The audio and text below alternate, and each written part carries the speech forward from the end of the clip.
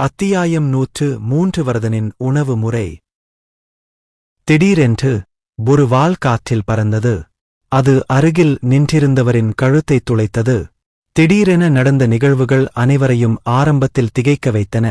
உடனடி எதிர்வினை எதுவும் இல்லை. அவர்கள் அமைதியாக அங்கேயே நின்றார்கள்.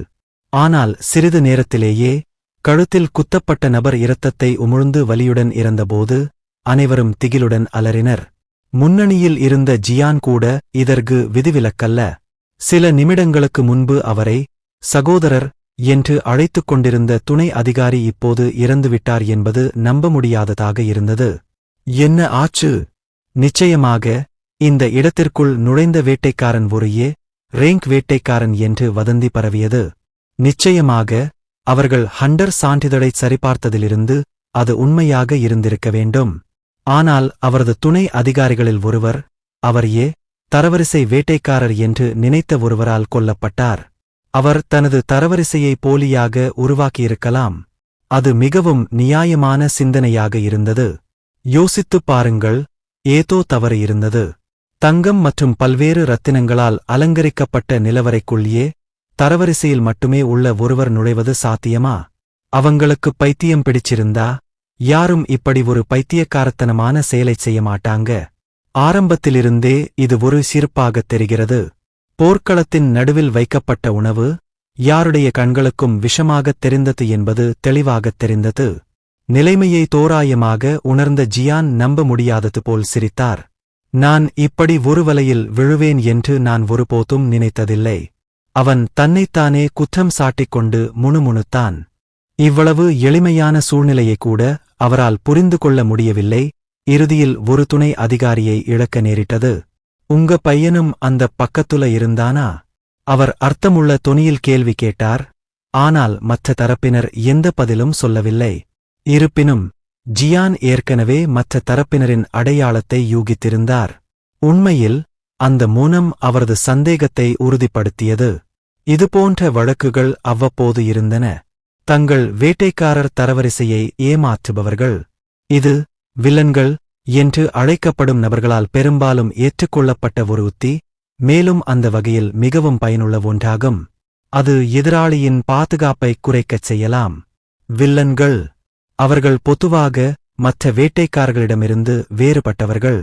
அவர்கள் நிலவரைகளுக்குள் நுழைந்தது அரக்கர்களை வேட்டையாட அல்ல, மாறாக மற்ற வேட்டைக்காரர்களை வேட்டையாடுவதற்காகவே. ஜியான் அதில் விதிவிலக்கல்ல. அவன் எப்போதும் மற்ற வேட்டைக்காரர்களை வேட்டையாடி தன் வாழ்க்கையை வாழ்ந்து வந்தான். அவர் எப்போதும் ஒரு வேட்டையாடும் நிலையில் இருந்தார். இந்த முறை கூட மற்ற வேட்டைக்காரர்களை வேட்டையாட வந்ததால்தான் இரையாகி விடுவேன் என்று அவன் நினைக்கவில்லை. ஆனால் விளைவு, தன்னை வேட்டையாடும் விலங்கு என்று நினைத்த அவன் ஒரு வலையில் விழுந்தான். நிச்சயமாக வலையில் விழுந்ததால் நிலைமை முடிந்துவிட்டது என்று அர்த்தமல்ல. எனவே ஜியான் அமைதியாக இருந்தார். தாமதமாக இருந்தாலும் எதிராளியின் திட்டத்தை அவர் புரிந்து கொண்டார். ஒரு துணை அதிகாரி இறந்திருந்தாலும் அவருக்கு இன்னும் எண்ணிக்கையில் நன்மை இருந்தது. முகத்தில் புன்னகையுடன் ஜியான் தனக்கு முன்னால் இருப்பதைக் கவனித்தார். அவர்களின் 2 பேர். ஒருவர் தெளிவாக ஒரு இளைஞன். அவர் அப்பாவித்தனமாக இருக்கிறான். அவர் முதிர்ச்சியற்றவராகத் தோன்றினாலும் அவர் கழுத்தில் ஒரு தங்க நெக்லஸை அணிந்திருந்தார். அதை பறிக்க விரும்பும் எவருக்கும் அவர் விரும்பத்தக்கவராகத் தோன்றினார். உண்மையில் அந்த ஆள் பெரிய அச்சுறுத்தலாக இல்லை என்றுதான் சொல்ல வேண்டும். எனவே அவர் தூண்டில் வேடத்தில் நடித்திருக்க வேண்டும். நிச்சயமாக எதிராளியும் ஒரு வேட்டைக்காரன் என்பதற்காக ஒருவர் தங்கள் பாதுகாப்பை குறைத்துவிடக்கூடாது. உண்மையான அச்சுறுத்தல் அவருக்கு அடுத்ததாக இருக்க வேண்டும். அப்படி யோசித்துக் கொண்டே ஜியான் தன் அருகில் இருந்ததை பார்த்தார். கருப்பு அங்கி அணிந்த ஒரு உருவம் உடல் முழுவதும் மறைத்திருந்தது. அவர்கள் தங்கள் தோற்றத்தை முகமூடி மற்றும் கையுறைகளால் இறுக்கமாக மறைத்தனர். எல்லாவற்றிற்கும் மேலாக சிறிது நேரத்திற்கு முன்பு அவர் வாளை எறிந்து தனது துணை அதிகாரியைக் கொண்ட காட்சி இன்னும் அவரது மனதில் ஆழமாக பதிந்திருந்தது. ஆனால் இப்போது இங்கு வந்த பிறகு அவர்களால் எதுவும் செய்ய முடியாது என்று அவர் நினைக்கவில்லை. சரி, இங்கேயே இதெல்லாம் முடியப் போகுதா? உன்னிடம் இருக்கிற எல்லாத்தையும் நீ கொடுத்தா நான் உன் உயிரையே காப்பாற்றுவேன். எல்லாவற்றிற்கும் மேலாக உன்னிடம் ஆயுதங்கள் கூட இல்லையா? ஜியான் ஒரு மோசமான முகபாவத்துடன் கூறினார். எதிராளியின் திறமை எதுவாக இருந்தாலும் அவர்களில் இருவர் மட்டுமே இருந்தனர். அவர்களும் அவரது துணை அதிகாரிகளும் அவற்றில் இரண்டை மட்டும் கையாள முடியாது என்று அவர் நம்பவில்லை. மேலும் அவர்கள் முட்டாள்தனமாக தங்கள் ஆயுதங்களை வீசி எறிந்திருக்கவில்லையா? இறுதியில் வெறும் கைமுட்டிகளைத் தவிர எதிராளியிடம் எதுவும் இல்லை. ஆனால் அவர் பரிசீலித்த போதிலும் எதிராளி இன்னும் அமைதியாக பதிலளித்தார். அவங்க ஏன் அங்க சும்மா நிற்கிறாங்க? யாருடைய பார்வைக்கும் அவர்தான் அந்த சூழ்நிலையில் ஆதிக்கம் செலுத்தியவர். ஆனால் அவருடன் ஒப்பிடும்போது எதிராளி மிகவும் நிதானமாகத் தெரிந்தார். எதிராளியின் நிதானமான நடத்தையால் ஜியான் அமைதியற்றவராக மாறினார். அது வெறும் ஏமாற்று வேலையா? அல்லது அவர்களுடைய உண்மையான திறமைகளில் அவர்களுக்கு நம்பிக்கை இருந்ததா? இல்லையென்றால் அவர்கள் இவ்வளவு அலட்சியமாக இருக்க முடியாது. ஜியானின் மனம் படபடத்தது. எதிராளியின் திறமைகள் உண்மையிலேயே உண்மையானதாக இருந்தால் ஒருவேளை இங்கிருந்து பின்வாங்குவது நல்லது. ஆனால் அவன் கண்முன்னே இரையை கைவிட்டது மிகவும் வருந்தத்தக்கது. அந்த ஆளின் உடலில் இருந்த தங்கத்தையும் நகைகளையும் மட்டும் அவன் பார்த்திருந்தால் அவன் இங்கு வந்திருக்க மாட்டான். எல்லாவற்றிற்கும் மேலாக அவர் எவ்வளவுதான் வில்லனாக இருந்தாலும் அவரது சொந்த உயிர் விலை மதிப்பற்றது. நிச்சயமாக இது அவருக்கு பின்னால் இருந்த கோபோல்ட் வைத்திருந்த ஊதா நிற ரத்தினத்தைப் பற்றி அவருக்குத் தெரியாது என்ற அனுமானத்தை குறிக்கிறது. நிச்சயமா அது ஒரு மாயக்கல்தான். அந்த மாயக்கல்லை பார்த்ததும் ஜியான் பின்வாங்கும் விருப்பத்தை தன் மனதிலிருந்து அழித்துவிட்டார். ஒருவேளை எதிராளி அந்த மந்திரக்கல்லை உளவியல் போருக்கும் பயன்படுத்திக் கொண்டிருக்கலாம். ஆமாம், அப்படித்தான் இருக்கும். ஜியான் தனது பதட்டமான உணர்ச்சிகளை வலுக்கட்டாயமாக உதறித் தள்ளினார். பின்னர் தரையில் கிடந்த வாளைப் பார்த்தான். எதிராளி வீசிய கருப்பு வாள். முதல் பார்வையிலேயே அது அதிநவீனமாகத் தெரிந்தது. இது எனக்கு கிடைத்த கடைசி வாய்ப்பாக இருக்கலாம். அவன் மெதுவாக முணுமுணுத்துவிட்டு வாளை நோக்கி மெதுவாக கையை நீட்டினான். ஆனால் அந்த நேரத்தில் திடீரென்று ஒரு பிரசன்னம் நெருங்கி வந்தது. அது கருப்பு அங்கி அணிந்திருந்த பையன். எப்படி? எதிரிகள் தூரத்தில் தெளிவாகத் தெரிந்தனர். ஆனால் திடீரென்று அவர்கள் அவருக்கு முன்னால் இருந்தனர். அவர் வாளை எடுக்கப் போகும்போது அவர்கள் அவரது மணிக்கட்டை வெட்டினர். ஆனால் அதெல்லாம் இல்லை. விழுந்த வாளை எடுத்த பிறகு அவர் அதை வெற்றுக் காற்றை நோக்கிச் சுழற்றினார்.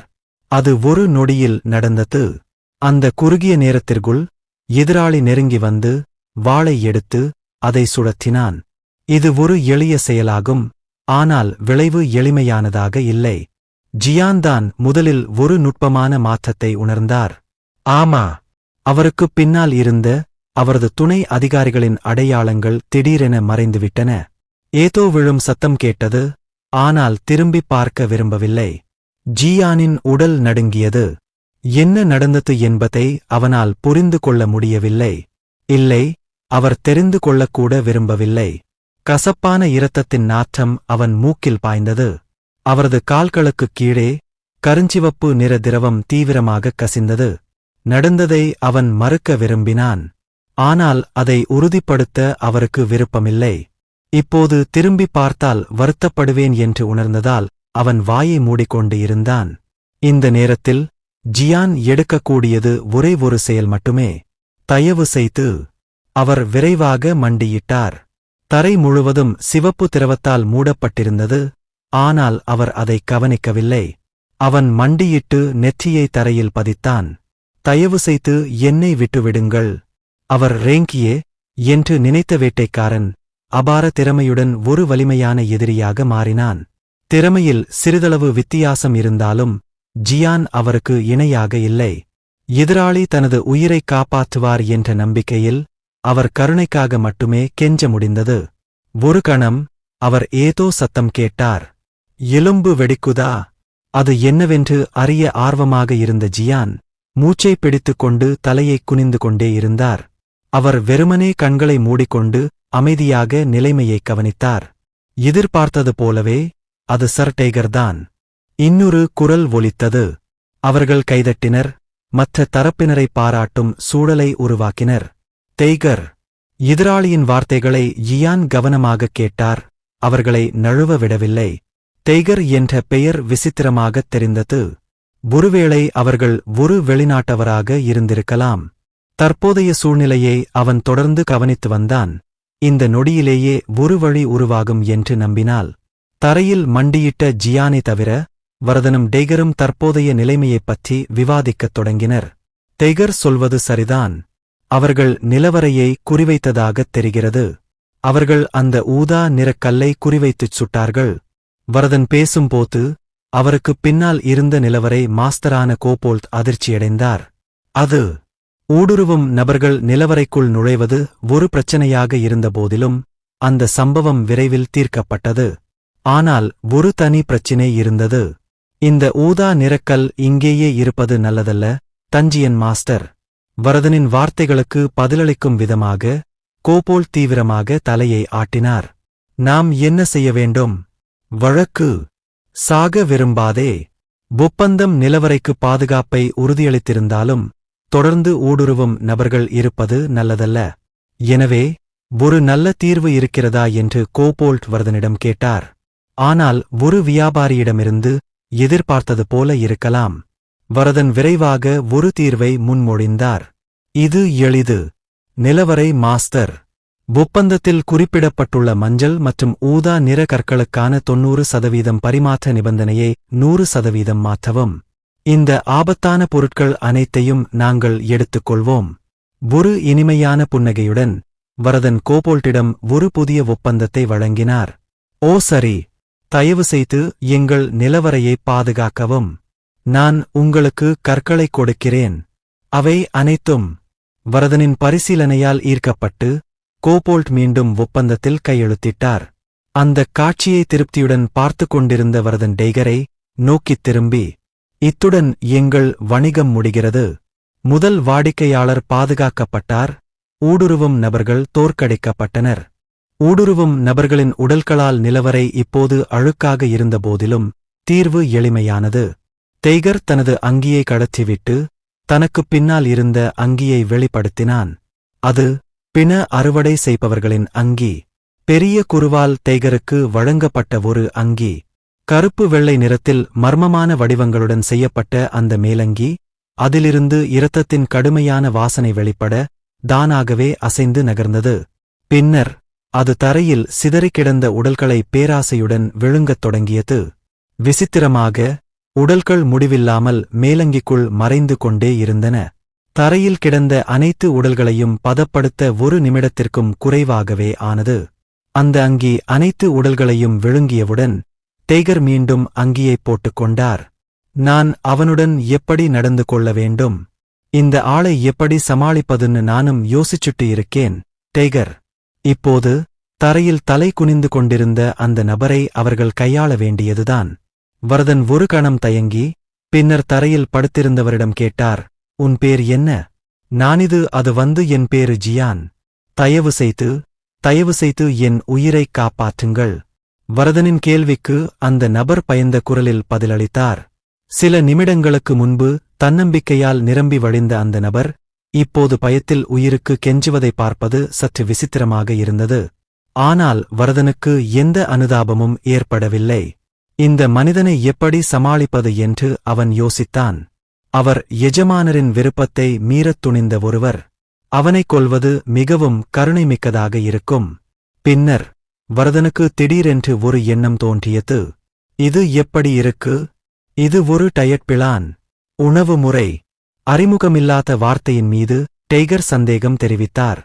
டெய்கர் பூமியில் கணிசமான நேரத்தைச் செலவிட்டிருந்தாலும் மனித உலகத்தை ஆய்வகத்தில் பல வருடங்களாக படித்து வந்த வரதனுக்கு இணையாக அவர் இல்லை. டெய்கரின் அறிவுக் குறைபாட்டைக் கருத்தில் கொண்டு வரதன் விரிவாக விளக்கினார். உணவு என்பது சில ஆராய்ச்சியாளர்களால் அடிக்கடி பயன்படுத்தப்படும் ஒரு சொல். இது உடல் எடையைக் குறைப்பதை நோக்கமாகக் கொண்ட ஒரு செயல்முறையாகும். வரதனின் விளக்கத்தை புரிந்து கொண்டதாக டெய்கர் தலையசைத்தார். சரி, உடல் எடையைக் குறைப்பது என்றால் என்ன? அது உடலின் ஒரு பகுதியை அகற்றுவதைக் குறிக்காது, இல்லையா? அதுதான் டயட். வரதன் தனது விளக்கத்தைத் தொடர்ந்தார். இந்த உணவுமுறை மிகவும் மெதுவாக தொடர வேண்டும். வேறு வார்த்தைகளில் கூறுவதானால், இது உடலின் பாகங்களை மெதுவாக வெட்டி சித்திரவதை செய்வதைத் தவிர வேறில்லை. நான் சொல்வது சரி என்றால், படிப்படியாக தோலை உரித்தல் அல்லது உடலில் இருந்து உறுப்புகளை அறுத்து எடுப்பது போன்ற முறைகள் வேலை செய்யும். எனக்குப் புரிகிறது. வரதனின் விரிவான விளக்கத்தை அவர் புரிந்து கொண்டார் என்பதை டெய்கரின் முகபாவனை காட்டியது. இன்று டெய்கர் புதிய அறிவைக் கற்றுக்கொண்டார். சிறிய அறிவு கூட எதிர்காலத்தில் அந்த பெரிய மாஸ்டருக்கு உதவ பயனுள்ளதாக இருக்கும். நிச்சயமாக வரதனின் வார்த்தைகளைக் கேட்ட ஜியான் வேறு ஒரு சிந்தனையைக் கொண்டிருந்தார். இந்த பைத்தியக்கார ஆளுகளுக்கு டயட்னா என்னன்னு கூட இவனுங்களுக்கு தெரியாது போல இருக்கு. உணவு கட்டுப்பாட்டை யார் இப்படி விவரிப்பது? பைத்தியக்காரர்களின் கைகளில்தான் விழுந்துவிட்டதாக உறுதியாக நம்பிய ஜியான் விரக்தியில் கூச்சலிட்டார். தயவு செய்து என்னை விட்டுவிடுங்கள், தயவு செய்து. ஆனால் வரதனுக்கும் டெய்கருக்கும் மனித உயிர் ஒன்றுக்கும் குறையாததாக இருந்தது. ஜியான் எவ்வளவு கத்தியும் வரதன்தான் சொல்ல நினைத்ததை மட்டுமே சொன்னார். டெய்கர், அப்படியானால் இதை விரைவாக முடித்துவிட்டு பிலாக்சன் கில்ட்டை தேடுவோம். உண்மையில் அவர்கள் பிஸியாக இருந்தார்கள். அவர்கள் கோபோல் டஞ்சியனுடன் முதல் ஒப்பந்தத்தை பெற்றிருந்தாலும் அது வெறும் முதல் படிதான். அவர்கள் இன்னும் மாஸ்டரின் விரும்பிய பிம்பத்தை உருவகப்படுத்துவதில் இருந்து வெகு தொலைவில் இருந்தனர். எல்லாவற்றிற்கும் மேலாக கட்டுப்பாடுகள் மிகவும் கடுமையானவை. இப்போதும் கூட வரதன் சிறையிலிருந்து வெளியேற ஒரு மனித வேட்டைக்காரனின் தோற்றத்திற்கு மாற வேண்டிய அவசியமில்லையா? ஒரு எலும்புக்கூடாக இருந்த டெய்கர் ஒரு பெரிய அங்கி மற்றும் முகமூடியை அணிந்து தனது தோற்றத்தை மறைத்துக் கொண்டார். அவர்களின் செயல்பாடுகளுக்கு தவிர்க்க முடியாத வரம்புகள் இருந்தன. எனவே வரதன் மனிதர்களைப் பயன்படுத்த முடிவு செய்தார். முதலாவது பிலாக்சன் கில்ட் ஆகும். அதில் மாற்றப்பட்ட வேட்டைக்காரன் வம்சி சேர்ந்தவன். இருப்பினும் அவர் கற்றுக்கொண்டதிலிருந்து பிலாக்சன் கில்ட் ஒரு அதிகாரப்பூர்வ கில்ட்டை விட ஒரு தற்காலிக அமைப்பைப் போன்றது. எனவே பிலாக்சன் கில்ட்டை எப்படி கண்டுபிடிப்பது என்று வரதன் யோசித்தார். ஆனால் அது வெறும் அதிர்ஷ்டமா? எனக்கு தெரியும். பிலாக்சன் கில்டில் இருந்து ஒருவரை எனக்குத் தெரியும். தரையில் படுத்திருந்த ஜியான் கத்தினார். நான் உங்களுக்கு எல்லாவற்றையும் சொல்கிறேன், என் உயிரை மட்டும் விட்டுவிடுங்கள். ஜியானுக்கு இறுதியாக ஒரு வாய்ப்பு கிடைத்தது. தன்னிச்சையாக உணவுக் கட்டுப்பாட்டை வரையறுத்து கொலை செய்வதில் மட்டுமே உறுதியாக இருந்த பைத்தியக்காரர்களிடையே உயிர் வாழ இது ஒரு வாய்ப்பாக அமைந்தது. வரதனும் இந்த வாய்ப்பை இழக்க விரும்பவில்லை. அதனால் அவன் தலை குனிந்தார். அவரது பிரதான உடல் ஒரு சேறு போன்றதாக இருந்ததால் வரதனின் குனிவு வினோதமாகத் தெரிந்தது. பின்னர் அவர் ஜியான் இடம் அமைதியாக கிசுகிசுத்தார். நீ பொய் சொன்னால் நீரி வெப்நாவலில் நாவல்களை படிக்காத ஒரு டயட்டை வேதனையுடன் அனுபவிப்பாய்.